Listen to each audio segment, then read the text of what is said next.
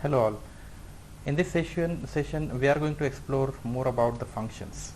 So in the last video we have discussed about the basic functions, how to define a function, how to use the function, that is how to call a function, and what are the different types of arguments we can pass, right? So for example, positional argument and the keyword argument, and we also have understood how to use how to collect multiple arguments together, right, for using star args and star kw args.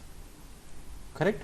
So let's move on to a couple of examples, and then I will jump on to important topic called lambda functions.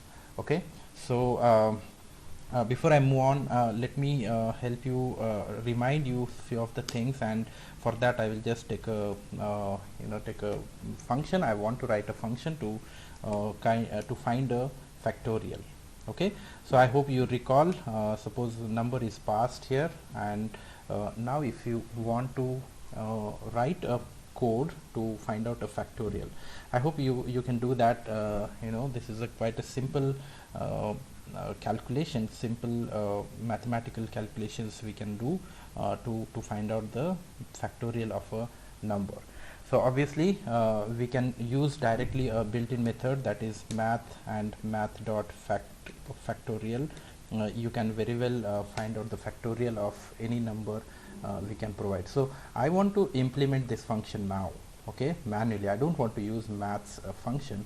Instead I want to write my own function, so that I should get the factorial of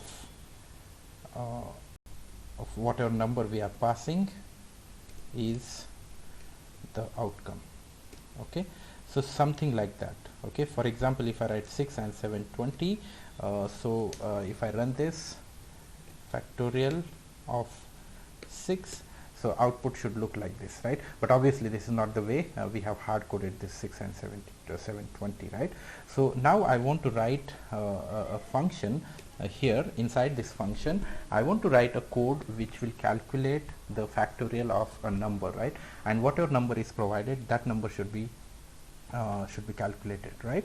So for example, I want to write here, and here I want to write something called fact, suppose, right? Fact is going to be a keyword, a simple or a variable here we are going to use, and now we can write a simple loop. I hope you recall when we discussed about for loop and while loop, we have calculated factorial.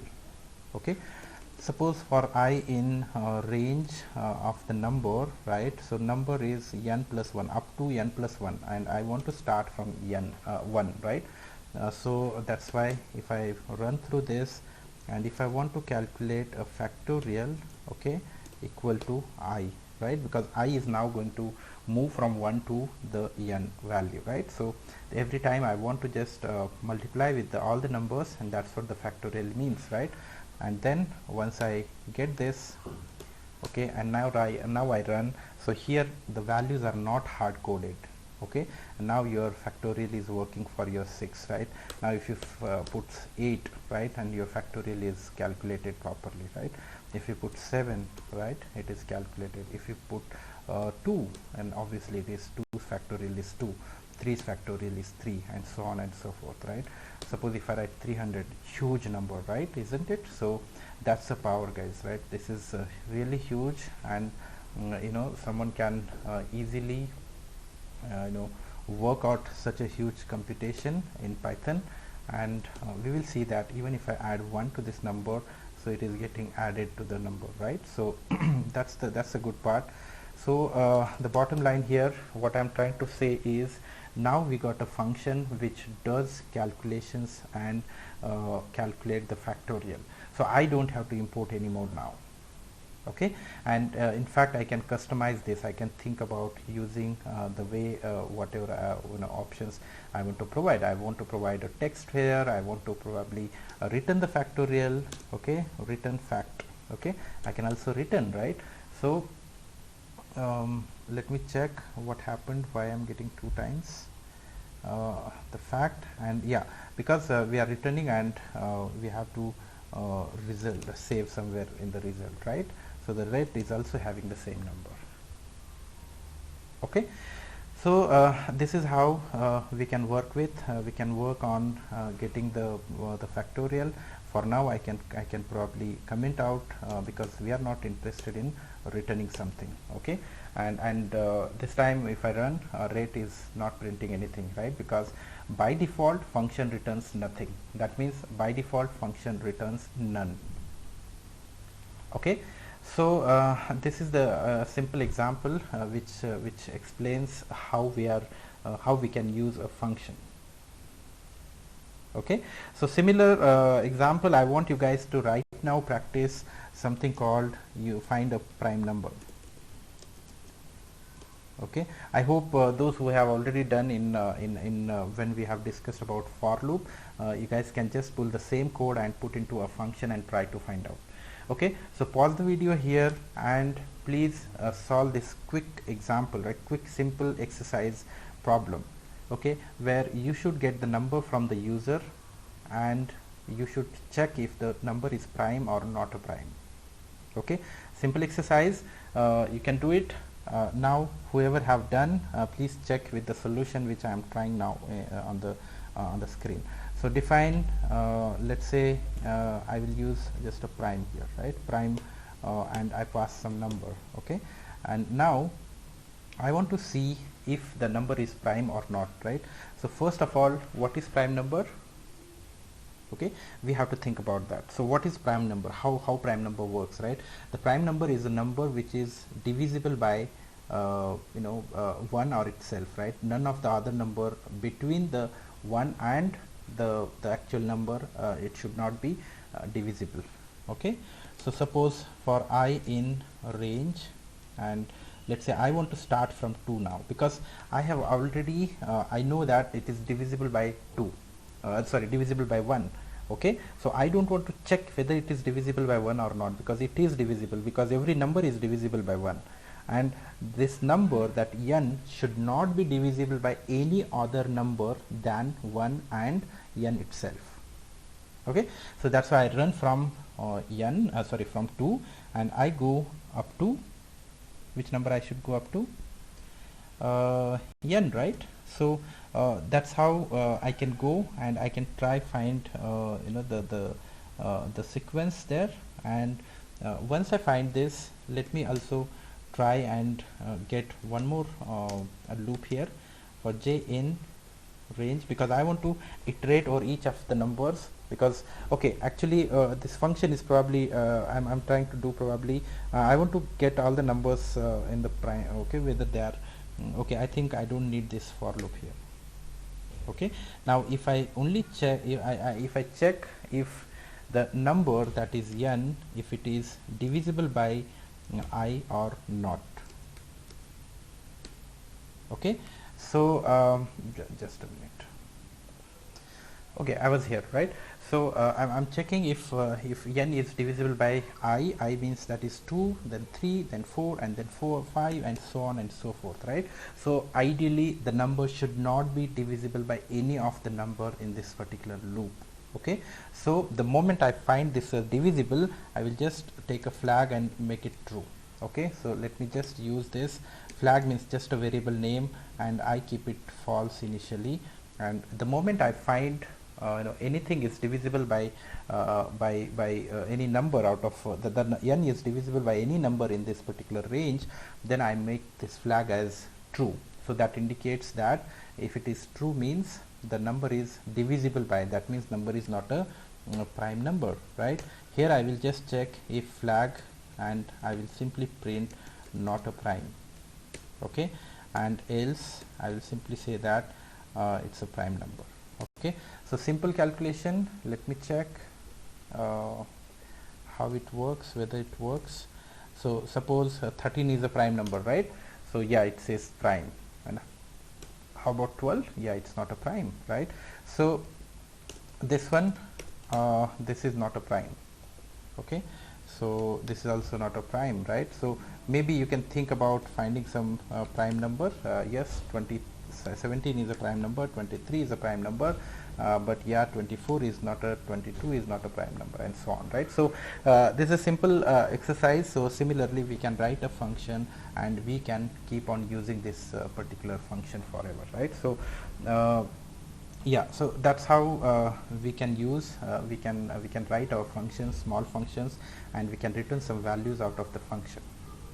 Okay, now let's move on to the next topic where I was talking about the lambda function. Before that, let me also tell you one more feature of functions in Python, that is a function can be returned, or function can be assigned as a variable. Okay, so what I mean is, suppose I have defined a function, okay, and suppose this function takes two values, a and b. Okay, here z equal to a plus b, and if I return z, so that's a basic simple calculations, right? So now if I do this, I get the addition. Okay, however, we are calling the function like this, and suppose if I assign this value, this function, to k. Now look at this.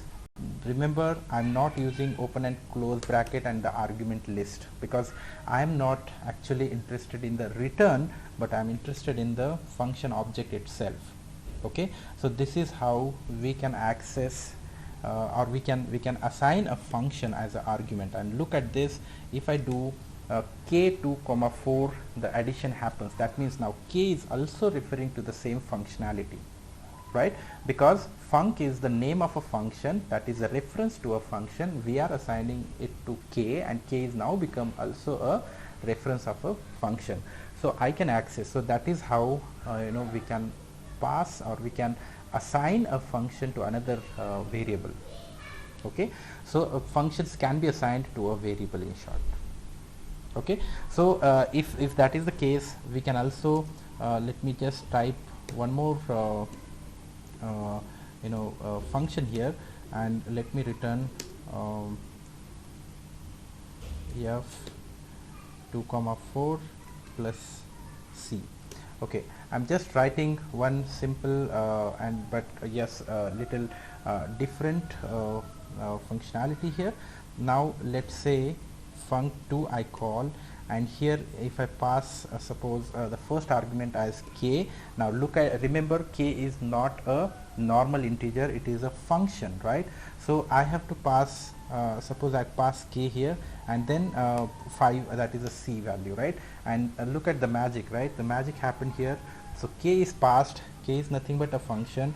So k, the f is your function now, and f you are calling with two arguments, that is 2 and 4.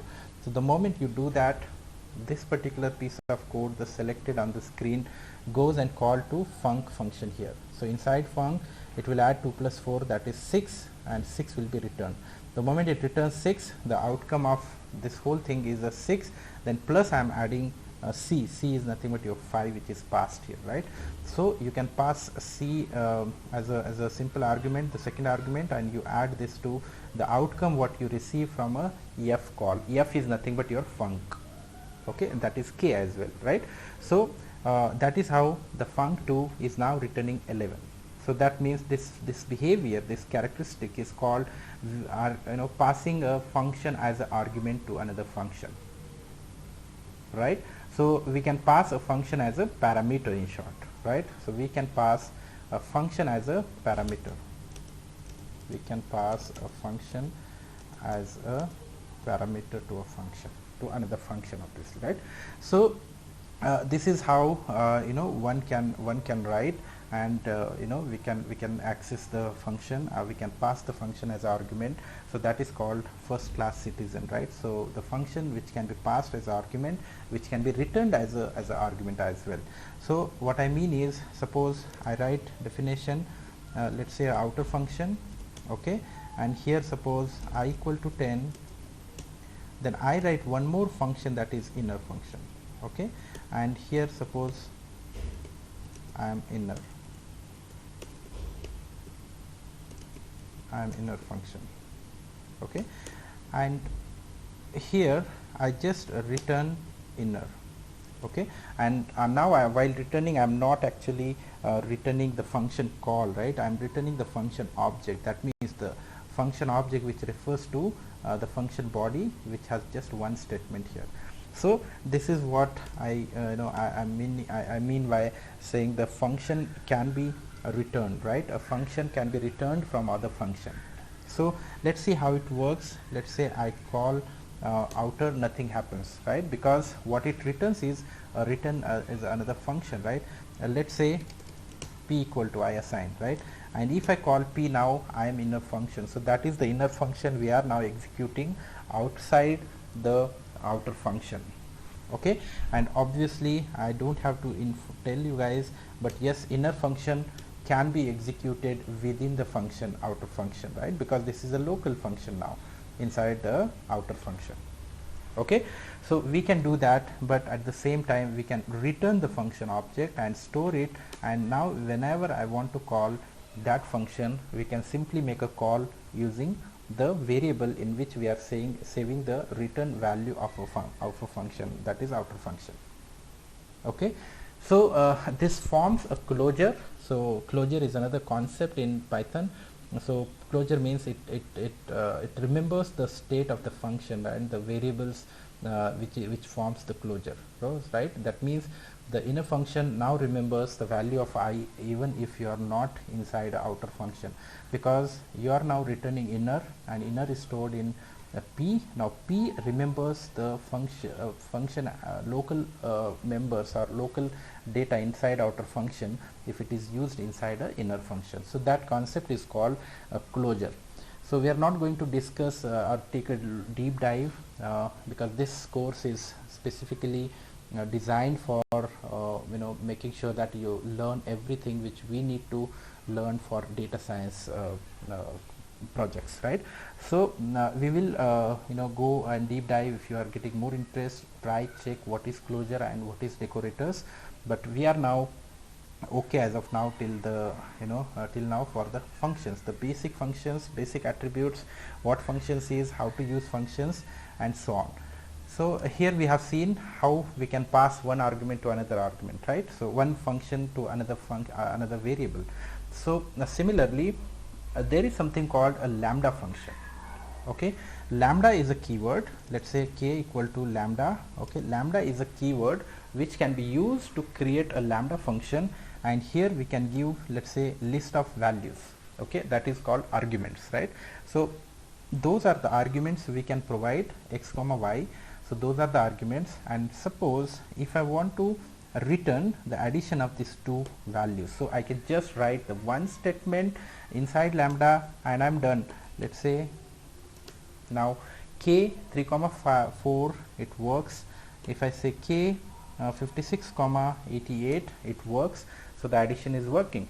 So this is as simple as add function. Let's say I write something like this.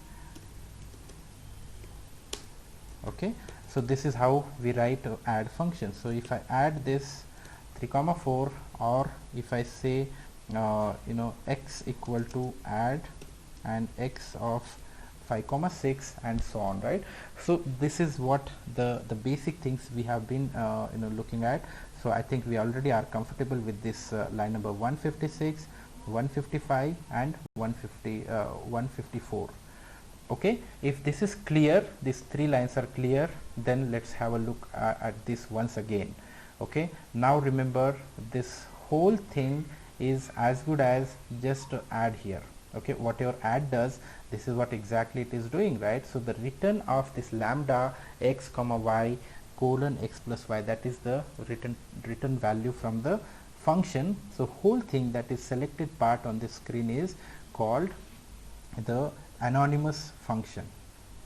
Okay, so the lambda function is a small and anonymous function, can be passed as arguments where we need a function, right? So mostly whenever we want to pass a function as an argument, we can use this lambda function and we can execute that.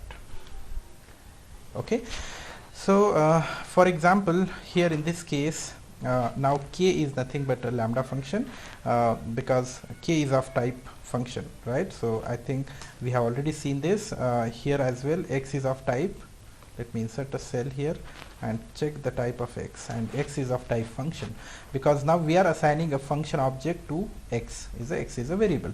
Similarly, k is just a variable, but whatever we get as a return out of this lambda x comma y colon x plus y, so this is nothing but of type function, right? And we are assigning that so that I don't have to really make or remember this kind of syntax. So I can simply refer x, so k, and we can start accessing.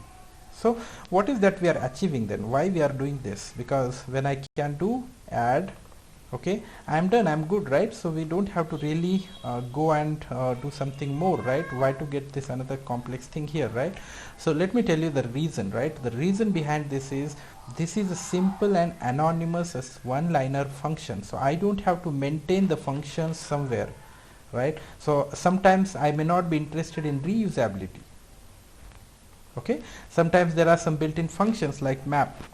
Okay, map is a function which works on some iterables, and let's say I will take one simple example and explain you how map works. Okay, let's say square and comma, and suppose I use a list here, right? So let me do this on the second line and help you understand what square is. Okay, and returning, it returns x to the power 2. Okay, that's a simple function. Whatever you pass, it just squares and return it. Okay, and map function we can use, oh sorry, the spelling mistake here, so square, right? So map function works on a concept called it is like a functional style of coding, okay, where we can pass a function as an argument inside a map. Okay, map takes first argument as a function. Okay, in these scenarios I don't have to define a function and use here, when sometimes it could be a single liner, right? So here now instead of cell number 162 and 164, one can write lambda x and x to the power 2. So the line number 165 is exactly same what line number 162 and 164 is doing together. Okay, such a small stuff one can write using a lambda function. Lambda function is anonymous, and lambda function can hold only one, that is a single expression. Let's say lambda x comma y, and suppose I want to return let's say x minus y if x is greater than y, else y minus x. Okay, so look at this, this is again another simple function, but here it is doing a subtraction, let's say 56 comma 34, right? So which are the values you pass, it is doing the absolute subtraction, right? So this kind of functionality which is handy, quick, and easily readable, so we can use lambda function, but no mandate. You can do whatever you can do using lambda function, using a normal function like we have done here, square. So you can definitely do this. Okay, but many times such a small functions we really don't have to write it using a def keyword, but instead you can simply type it, okay, or write it using lambda. Lambda is a one-liner anonymous function. Okay, so yeah, that's all about the lambda functions. We will be using lambda functions going forward, and in the next session I'll be discussing about map and reduce functionalities. In that session as well I'll take a couple of examples about lambda. So I hope you understand. Thank you for watching.